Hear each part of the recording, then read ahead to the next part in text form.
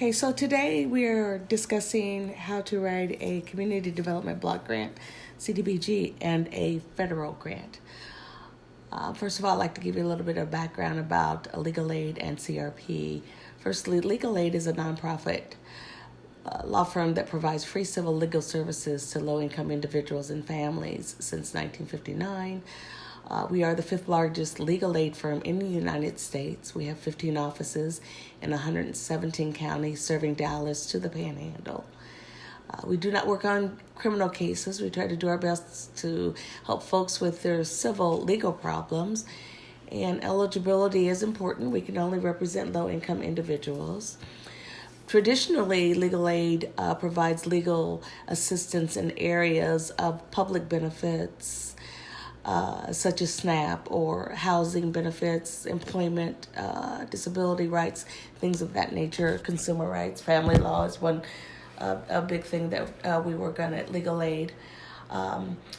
But we have an initiative called the Community Revitalization Project, and we've been doing that since 2017. The CRP's goal is to work with community members and groups to address systemic legal issues within your neighborhoods. So we typically represent groups rather than individuals, since group representation most often has greater community impact. We have a focus of 3 areas. We have the fair and affordable housing focus, we have an environmental justice focus, and a community development focus. So we look for people that are interested in topics and legal issues that arise in the areas where we focus.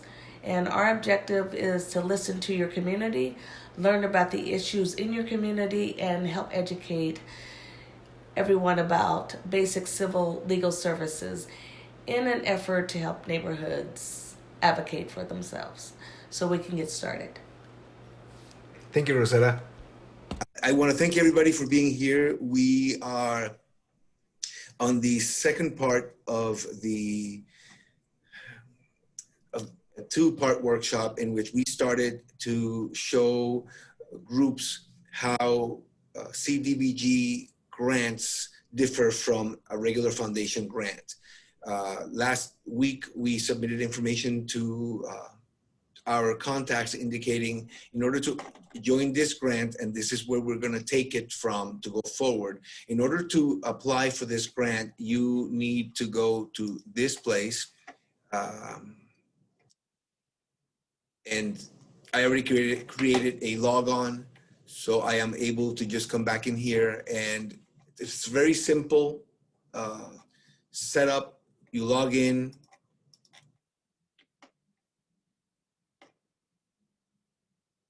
and then it brings you, and today's workshop is going to be the overview of this application, and which was exactly the same process that we went through last week, but you're going to be able to see it explained from the actual online platform.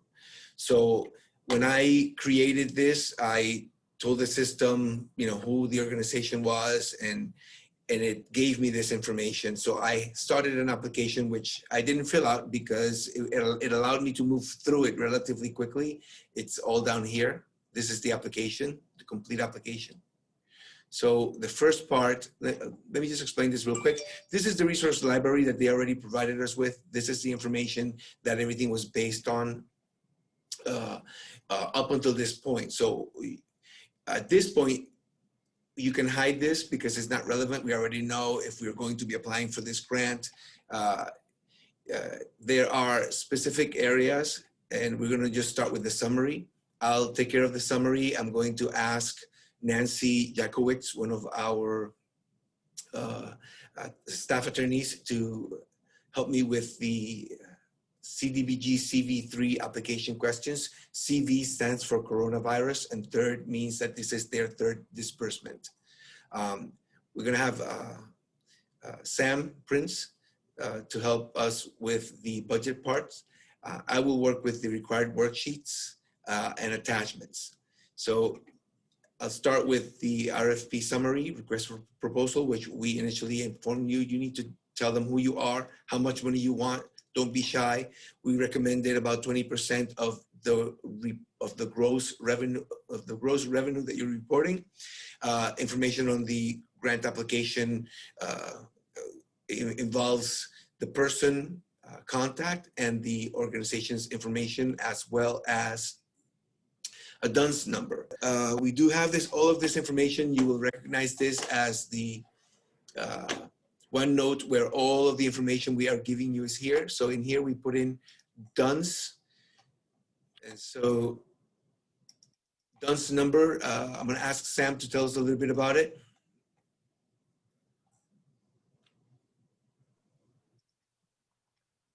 Oh, that's me. Yes, sir. A DUNS number is a number that the federal government uses to identify your organization when you're applying for a grant or when you're contracting with the federal government. Now, at some point, once you apply for a DUNS number, you're going to get all kinds of junk email from people offering to help you. And they won't tell you, but they're offering to help you apply for a fee. That isn't necessary. You can apply directly for a DUNS number, and when it expires or when it's about to expire, you can apply for a renewal all on your own. You don't need anyone's help. But you need this number in order to put it on your application so that when they process your application, they can identify you as the organization that you are. Very well. DUNS number is something that you need to apply for, and this is an online free government site. It looks like this for you to apply, and it gives you some information about it. Again, you know that everything that we have provided you with as far as any type of workshop materials are found in this. It's a OneNote document. We will update it. Actually, if you have it from before, every time that we update something, it'll update on your end. So if you're new to us, I'm just gonna cover this tab. We are providing you with all of the information that you need, all of the previous materials that we've gone through, narrative writing template to help you process your own narratives, and a budget template. If you don't have one, it's a good tool to have to begin. Okay, having said that, we're going back to the application, which is here. So we went through the DUNS number. Otherwise, moving on, CEO, Executive Director, who's like the top person there, their email address, the email address for anybody that you want to invite to write. You write their email address, first name, last name, their title, and you can click here, and then they will be able to come in and help you write the application in.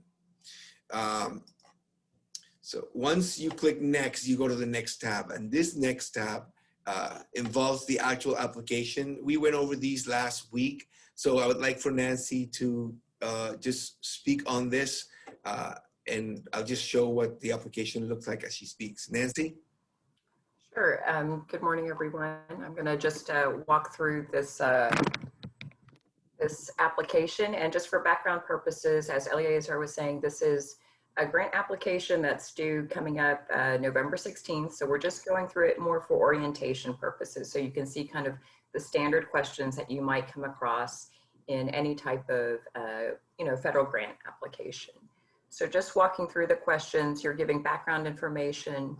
And this is a grant that is kind of in response to COVID-19, and specifically it's a HUD Community Development Block Grant that the city is going to allocate towards 4 main categories: emergency housing assistance, also childcare related to employment.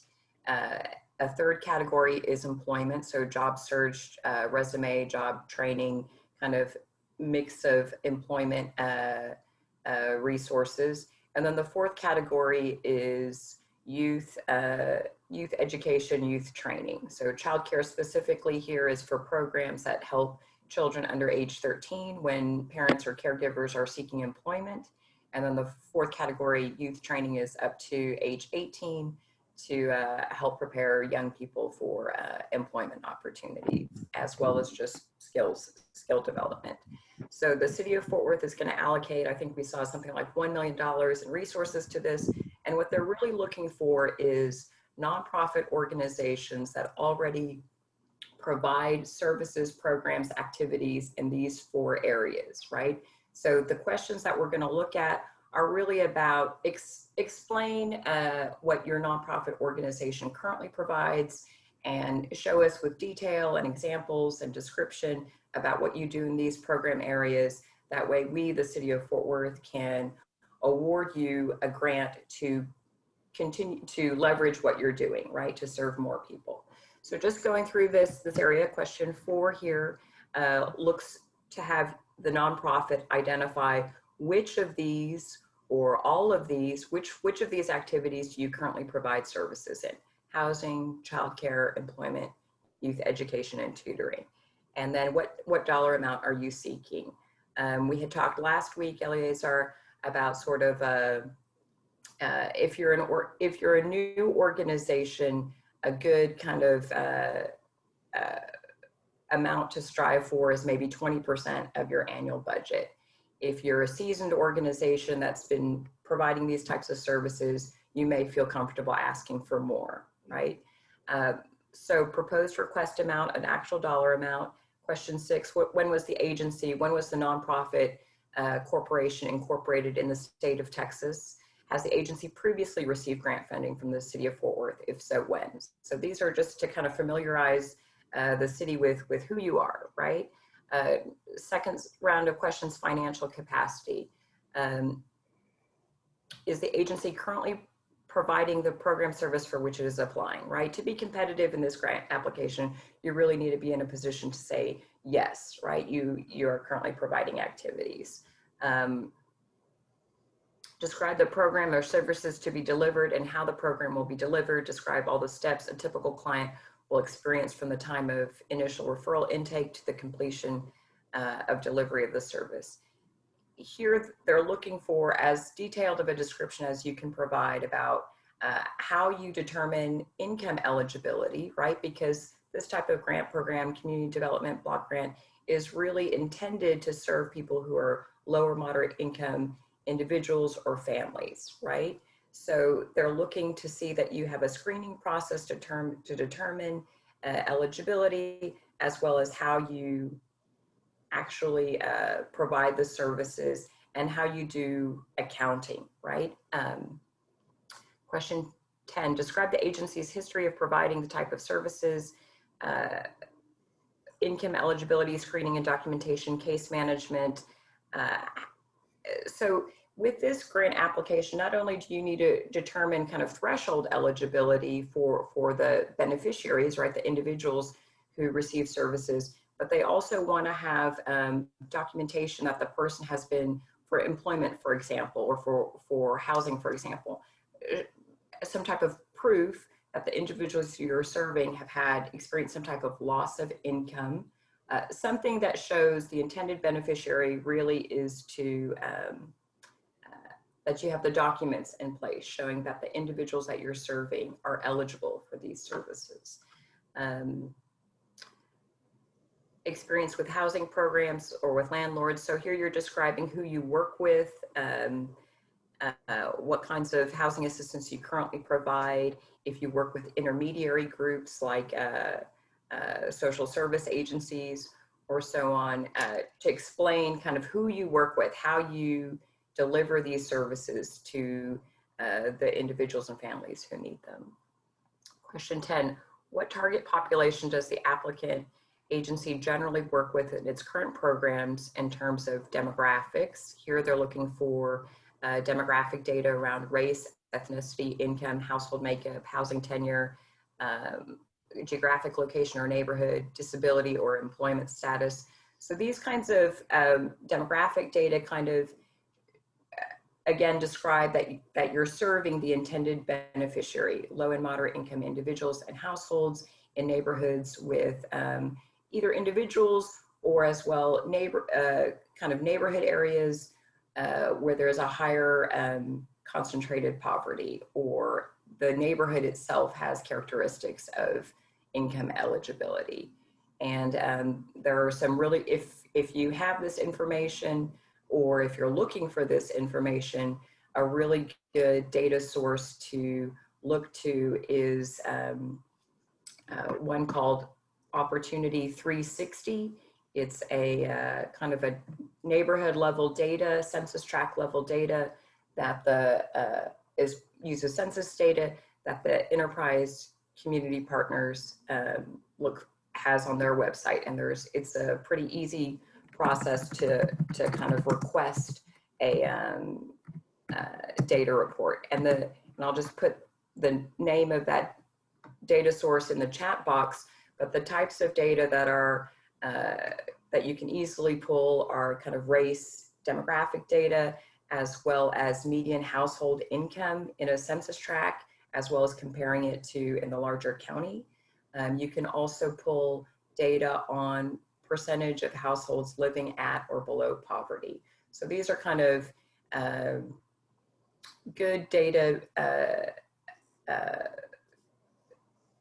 good examples of the kind of data you would want to include in section 11 to describe that you are serving the intended beneficiary. Again, low and moderate income households and individuals.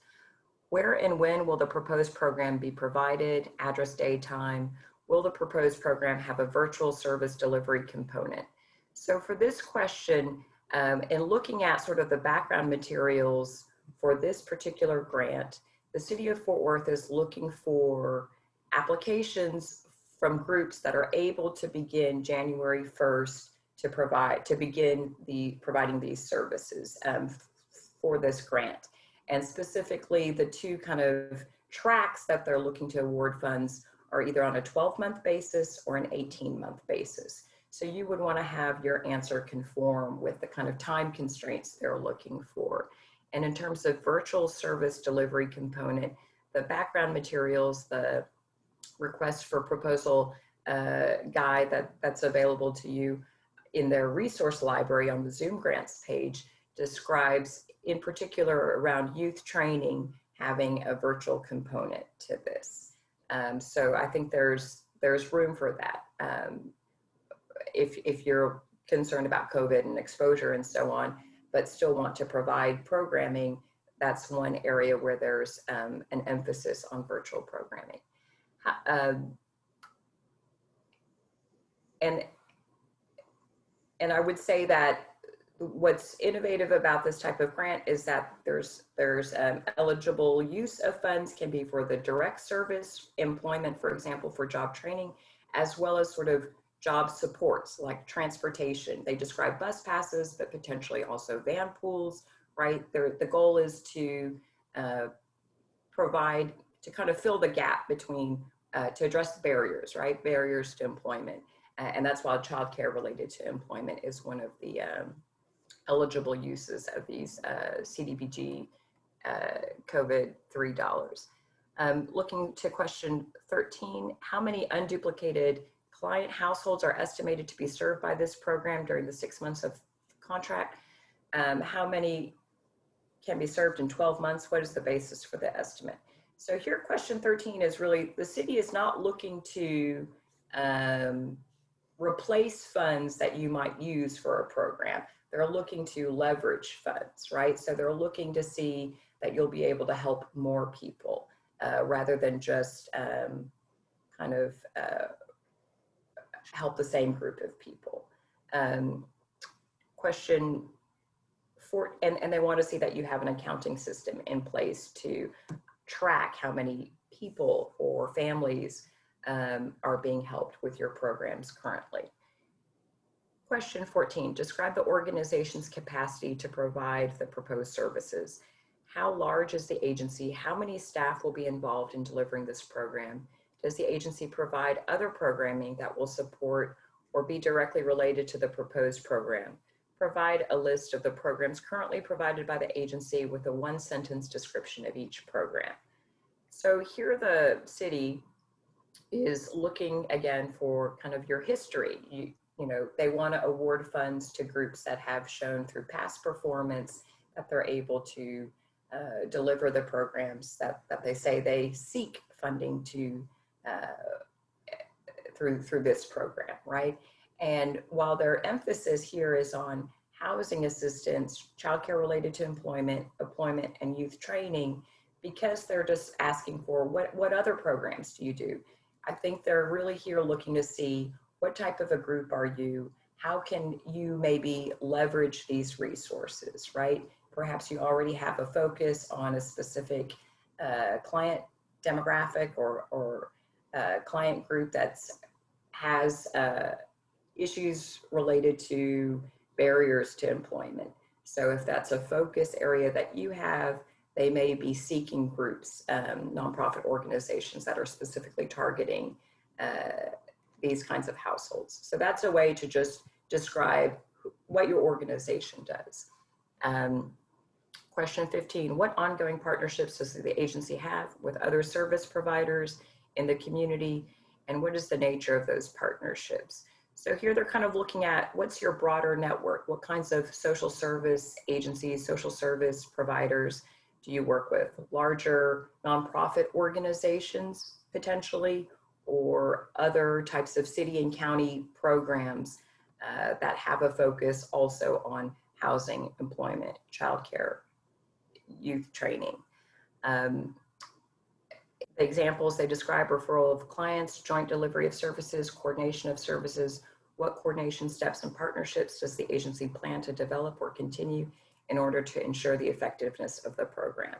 So here the questions they're looking for is really to gauge what type of a nonprofit organization are you, how developed are your relationships with larger nonprofit, kind of a larger referral network, right, of nonprofit groups as well as public agencies, and how can you demonstrate, because of this network, that you're able to effectively distribute this type of assistance within 12 months, within 18 months, right, for a very high need population.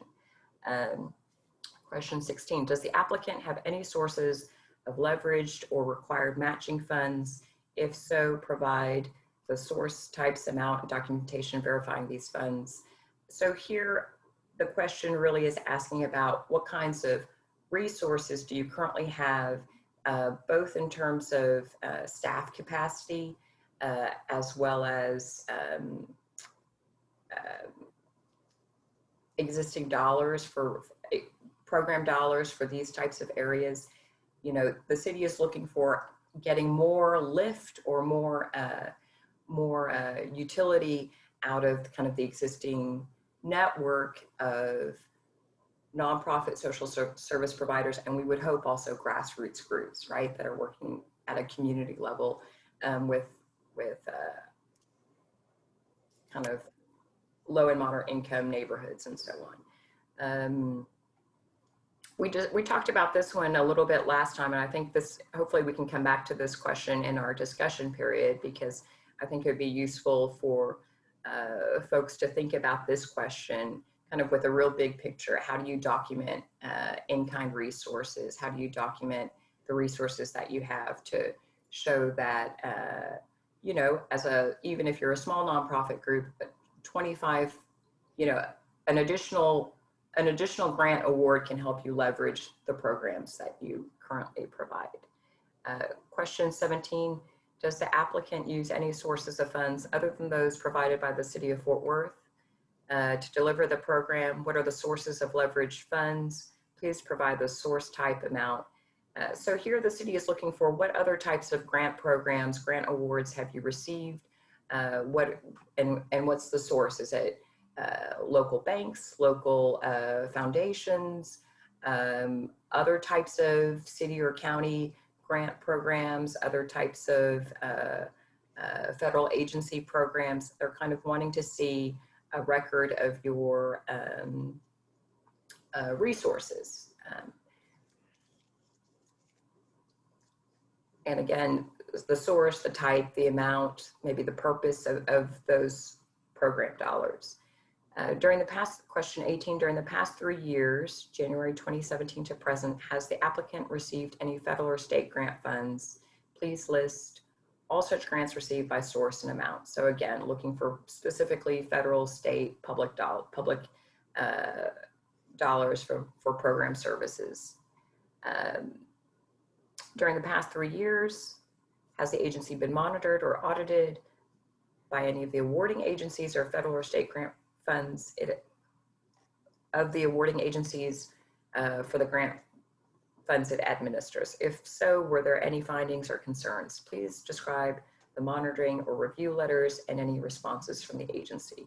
So again, here the city is looking for what's your track record for the last 3 years of providing programs, and have there been any audits or reason that should the city be informed about anything based on previous audits or reviews of your programs? Question 20, during the past 3 years, has the agency had an external audit? If so, were there any findings or concerns? Please provide the most recently conducted audit review or financial statement review. So again, they're looking for your financial records. Do you have these kinds of records in place, which demonstrate you have more organizational capacity, and they can review that as part of your grant application submission. So I think those are the top 20 questions.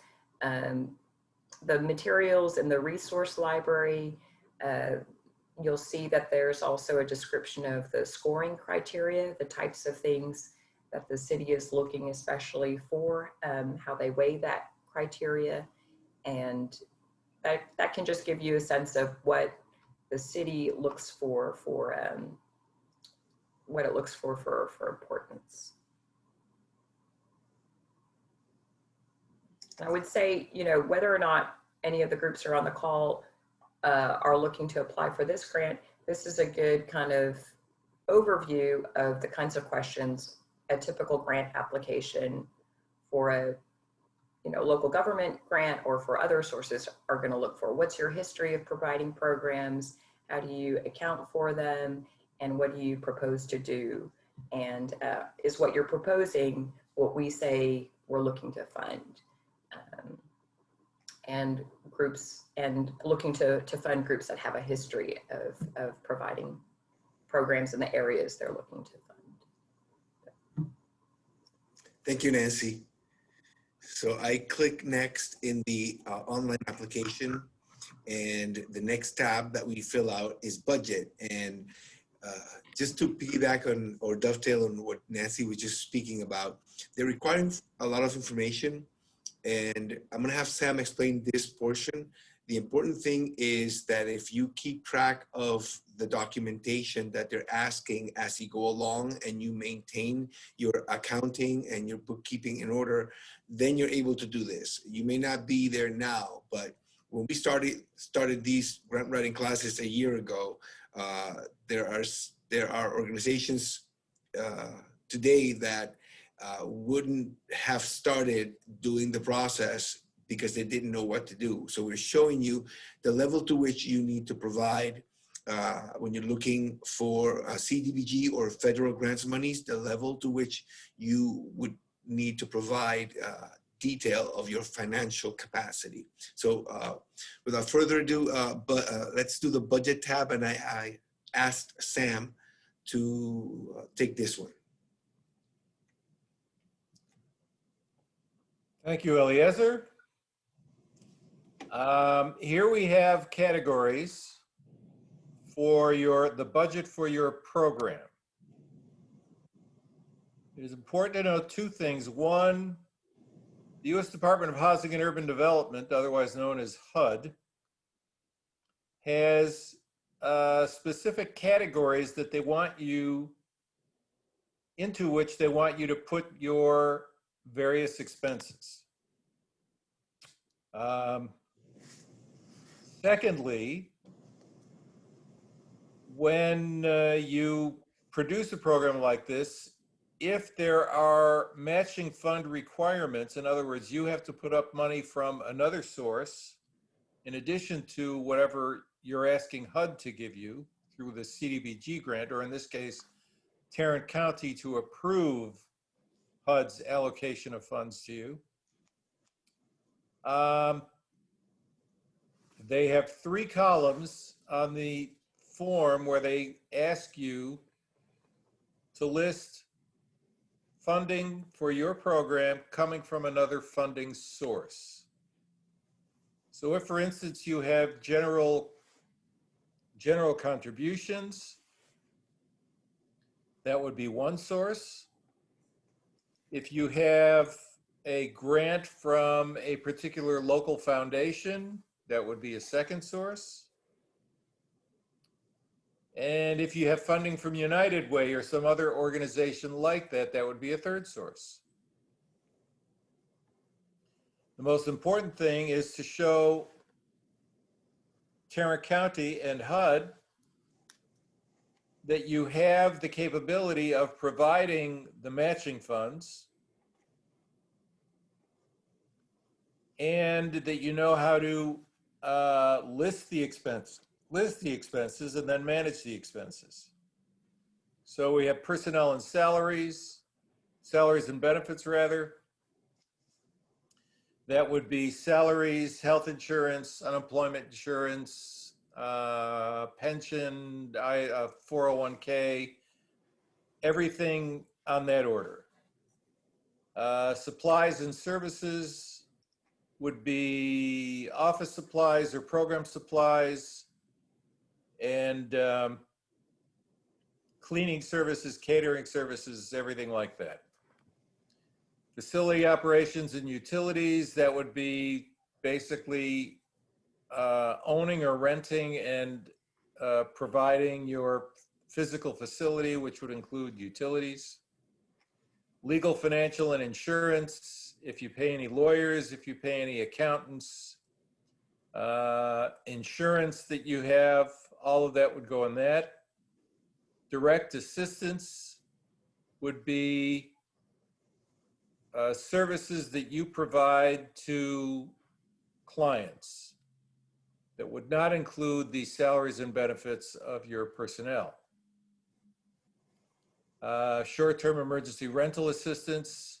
If you pay the rent for people, for instance, in a homelessness prevention program, that's where those funds would go. If you have any other expenses that don't fit into those categories, then you would create a category below and explain what it is.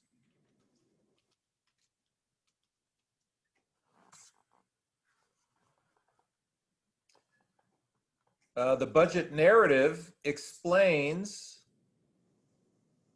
what you're going to do with the money. It's not sufficient to simply list the expenses. You have to explain to them what you're going to do with it. And I'm not going to type anything this time. So after that, then we go into the required, financial capacity. Okay, this is a document that they need you. Go ahead, Sam. This is part of the financial. In recent years, HUD has become a lot more curious about the specific details of how you manage your finances. Mm-hmm. So they have created this particular worksheet where they want to see how basically the cash flow of your organization on the beginning and the end of each month for the last 12 months. So you would begin your balance, you would show them the beginning balance on the first day of the month, you would show the ending balance on the last day of the month, and then you would list total expenses. That's for each month for the previous 12 months. On the salary budget worksheet, they want to know who is full-time, what is their annual full-time salary rate, and the estimated percentage of their time that is charged to the grant. So if you have 10 people and each of them have allocated 20% of their time or 1 day a week to the grant, then you would list them as full or part-time in the first column, have the total amount you're paying them in the second column, and then the percentage of their time that's charged to the particular program that you're applying for in the third column.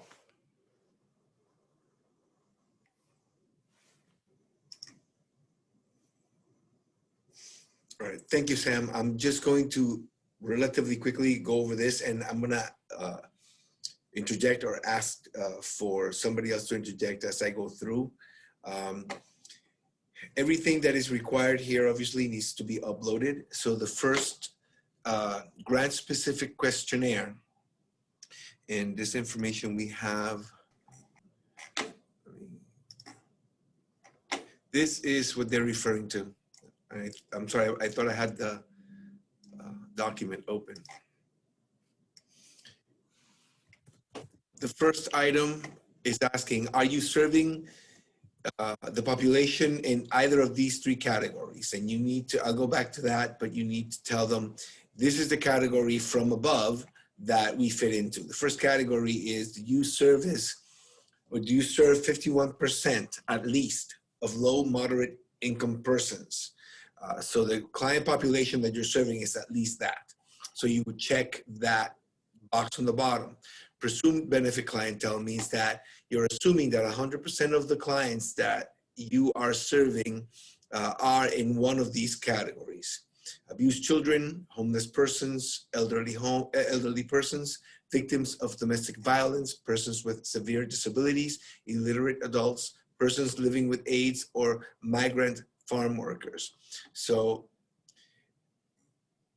any on one or more of these is your presumed benefit clientele. So you're telling them 100% of the people are in this area. And so it could be perhaps that all of the service that you provide is not found here. So then you would probably check the 51 to low to moderate if you're not in this presumed benefit clientele. 100% low moderate income persons. This is when you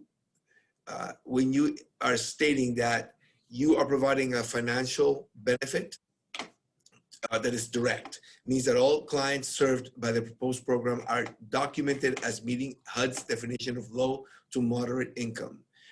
This applies where agencies request to be reimbursed on a per client per service basis. So they have this thing where if you have a scholarship, reimbursement of transportation costs, or payment of construction costs for architectural barrier removal in a client's home. So it's very, very specific for the 100% low to moderate under this category. There may be other things that fit in here, but I would say generally unless you fit in category 2, you would probably all be 51% low to moderate. And that just covers a wide swath of the population that we're serving. So once you figure out which one you belong to, you check one here. So I'm just gonna do that for now. And then they want your program information. How will the proposed program serve the clientele indicated above? Now remember, you answered this question previously. So you don't want to copy and paste. You want to maybe restate it a little, just because it's in a different form and you have an opportunity. It's not a chore. It shouldn't feel like a chore. It should be like an opportunity to tell them something that you didn't add before. Because some of the other slots where you need to put information have a character limit. So here's your chance to provide additional information. Organizational chart. I'm going to ask Sam to speak about an organizational chart.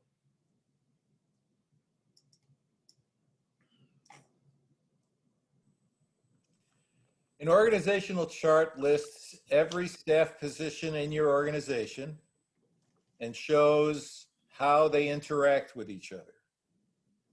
It's generally in the rough shape of a pyramid when you see it graphically. So the little box at the top says executive director or CEO. Underneath that are the people that report directly to the CEO. And if there is a secretary or an assistant, that would go in a separate line that would show assistant.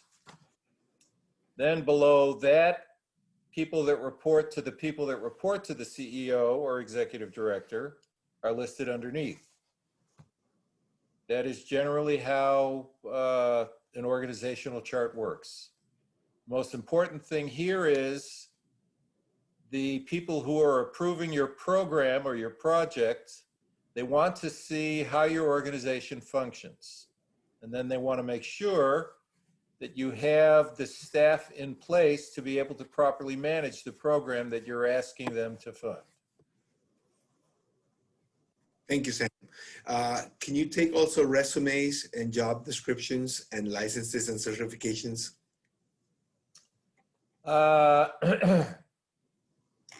They ask for resumes of everyone that is working on the program, everyone that is somewhat affiliated with the program. So your executive director, although your executive director is not directly working on the program, there's a separate program that reports to the executive director. Nonetheless, the executive director's resume is required. And then everyone who's involved in the program, their resumes are also required. Again, HUD is looking to make sure that you have people that have experience necessary to be able to manage the program that you're asking them to fund. Job descriptions, it's another written document where you briefly explain what each person does. Now, there are several standard components of a job description, and the easiest way to find out what that is, if you don't already know, is to simply go to Google and Google job description, and a number of templates will pop up, and then you can take a look and pick the one that you like. But the most important thing there is you need to explain to them specifically what staff people are doing, and although not indicate directly, show that what they're doing is somehow related to what your program is. Licenses and certifications. In our case, Legal Aid of Northwest Texas, every attorney has to be licensed by the State Bar of Texas. So we say that in our grant applications, and we list and we tell them that every attorney that is associated with the organization is licensed in the state of Texas. And for us, that is sufficient, generally. Your annual organization budget, that's the overall organization, not just this one program.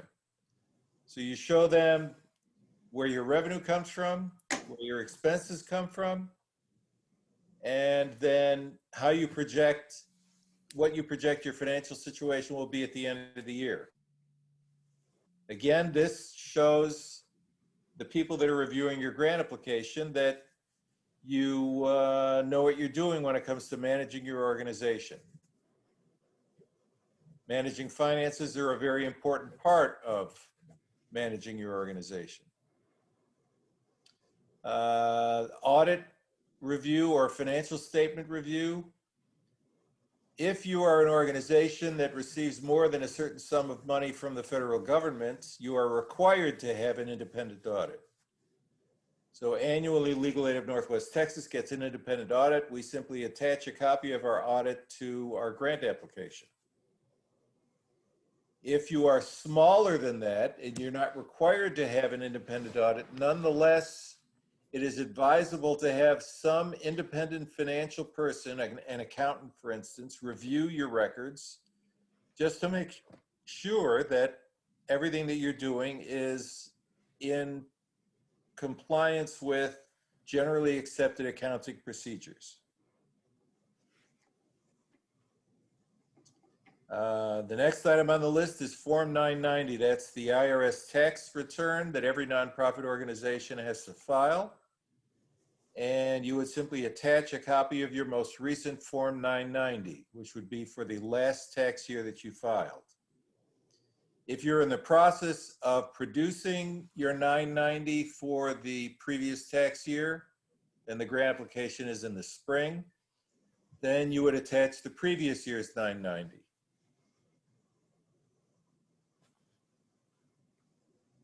All right, I'll go with this one. Thank you, Sam.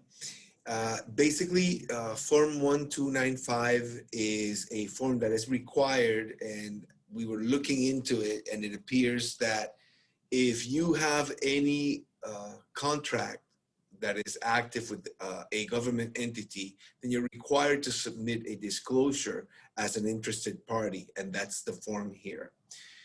That's Sam and I were discussing, and we figured that although it says it's required, if it's a does not apply kind of thing, I don't think that you need to worry about it. That's why it's important to do this before the deadline, because you would have had this question answered already. Section 504 questionnaire, let me get that and show that. It's a questionnaire that basically refers to organizations that have 15 or more employees. So if it does not apply, this is what I did, I checked that. Generally, the groups that we're working with, this information is so that you can understand the level up until which, if you're looking for large sums of money, access to large pools of money from the federal government, this is how detailed you need to be. So the information might seem like, well, that does not apply, but the fact that you are understanding that there's levels up there that you can aspire to bring your nonprofit to. And I would say as Sam mentioned, United Way as a funding source. United Way has one of the strictest evaluation protocols for allowing for grants disbursement, and also for the reporting of that. For something very minor, you can lose the ability to work with the United Way, and it's all because of reporting. So I digress. This particular form does not apply, so you keep going down, and it asks for employment requirement. Well, if it didn't apply up here, it doesn't. But what we found, and Sam and I were discussing this form, that if you have a site, and if this doesn't apply to you because you don't have more than 15 employees, which most who are here don't, but you need to consider that if you have a physical site, there are questions that you need to be up on, that the answers should all be yes. See, I put down, and this doesn't apply, but for the purposes of instruction, if you have a physical site, you should be aware that you need to have accessible parking spaces available for individuals who cannot walk. So wheelchair accessibility. If there's, is there an accessible ramp? Common use entrances accessible to persons with mobility impairment. This is all the same question. Is an elevator available when needed for a client or employee? So if you're on the second floor, how can somebody with a wheelchair get to you? Is an accessible restroom available at the facility? These are, if you are having a physical facility, you need to think of these things, which most people who are getting the facility will realize is from the Americans with Disabilities Act that always needs to be kept up to date. So again, this doesn't apply. So I would just click NA, and then at the bottom, put my information, and then upload this as a questionnaire 504. And then any other documents that you want to include. They provide several of these, additional document, and you upload everything. Once you're done with that, it says previous. So here you can either, we went through the whole application, as you may have noticed, then you submit it, or print preview. I would always print preview, and then deal with submitting once I've had everybody check that everything looks good. And you can print the whole application and then submit it. Again, I want to make sure that everybody knows that the main purpose of this is, we understand that most people who are here are not ready to do this kind of work, but we are projecting a year from now, if you are at least aware of these items, you can begin to collect and to set your organization to be successful getting federal grants, United Way grants, and just scoop just about any other grant that's sitting around, because once you're up there in that level, that you are able to tell your good story, you can pinpoint who gets benefited, how they get benefited, where they get benefited, and what you're doing with your money and how it's being expended. That is where you need to be, in my eyes, grants worthy. We're just about done. I want to ask Sam to review again the grant writing process summary. First, you read the grant instructions. This is not like putting together a piece of IKEA furniture where you start putting it together and suddenly in the middle some piece doesn't work right and then you look at the instructions. That's great. You have to start by reading the instructions, because there's always something buried in there somewhere that's going to tell you specifically something that you should do that you thought that you wouldn't have thought otherwise that you needed to do. Then you collect all of the documents that they're asking you to submit along with the application, and also the documents that you will need in order to write your application.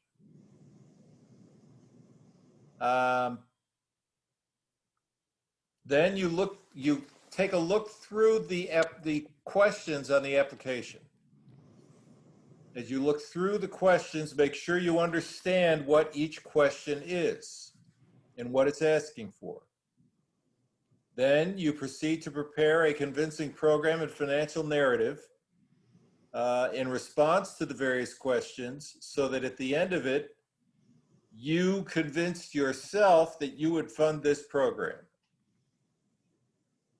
I'm not necessarily saying you should be your harshest critic, but you should take a disinterested third-person look at what you've written to make sure that you're convinced that it's acceptable to submit. Then you review everything you've written and review it again and review it again. You never know what you're going to find on the third or fourth review that you wouldn't have seen on the first or second review. Finally, when you're convinced that you've done the best job that you can do, you hit submit. Just make sure you hit submit before it's due. And make sure that the time that you're hitting submit is the time that they mention in the application. If you're applying for a federal grant, for instance, and it's being submitted electronically to Washington, and it's due at 11:59 p.m., make sure it's 11:59 p.m. in the correct time zone. And that's essentially the grant writing process. Thank you, Sam. We mentioned before that we are going to go over some templates. This narrative, and everybody has access to, actually everybody that was here last week that received the documents that we submitted on the workshop has this template. It's here in Word form, and it's here just as a picture. This is how CDBG grants were previously set up, where you put in all of your information about the percentages of people that you're serving, where you're doing it, what city, what zip codes, all of that used to be done sort of like in a narrative. But the way that they're asking the questions now, as you heard with Nancy, they are asking, in this particular case, 20 specific questions. Well, if you take those 20 specific questions and you put them in here, then you have a narrative that you could use for other grants that you might want to use, because you're answering questions that are relevant. So anyway, this is a template that if you don't have it, I'm going to ask you to send us some information. We'll give you the information later, so that, and request it, and request the narrative template, or actually the OneNote. You're going to get basically this tab with all of the grant information that we have discussed before, and then the writing template, which is here. And Sam was speaking, Sam or Nancy, I don't recall who, I think it was Nancy, was speaking about the deliverables. Who's going to be doing what? They're going to be asking what you're going to be producing on, and have a timeline. So in your explanation, you can actually have an objective and have the responsible person, the timeline that things should be done by, and what's going to be the deliverable or the output. So this is a template for you. Again, it's in Word, so you can play with it and have it in all one document. Environmental project results, past performance, and programmatic capacity information. So again, Nancy was speaking about, if you have a history, if you don't start writing your history, it'll never exist. So this pretty much will help you when you look at the questions in the actual grant. Come in here and just set them in here in a nice order so that you can have a narrative that explains your past performance. And so if you don't have agreements right now that are, agreements that you signed, you can indicate verbal agreements or collaborating with, and then, list the people or the entities that you're collaborating with, and then update it as you go. Personnel, again, who's doing what, speak nicely about them, everything that they've done with the community, with the type of funding that you are presenting. So this, again, is a template where you can actually put all of the responses from the previous questions for the COVID-19 grant that we're studying, and you can, once you answer the questions, just assemble them here by category. Again, we also provided everyone with, and this is the Excel spreadsheet, actual spreadsheet. This down here is a picture of the spreadsheet. So I'll review it very briefly. This basically lets the organization know that this is what your operating budget is for everything that you're doing. So down here, this template is for $225,000 operating budget. And so donations and all other things are going in here. But if you want to let the people that for the grant know where it is that you're spending your money, you can also have something like this, where you tell them $8,000 is going to be for admin support and volunteer stipends and laptops, emergency hotspots, things that relate to COVID. Now, again, this is a template, so your budget needs to reflect what they're giving money for. So you would put in personnel money is going to be this, and operations in COVID-related items will be here, so you'll update this. Let me see. Okay, so this template actually is in Excel, and it allows you to input your revenue in a tab behind the main one, and it allows you to put in your in-kind and professional time donations.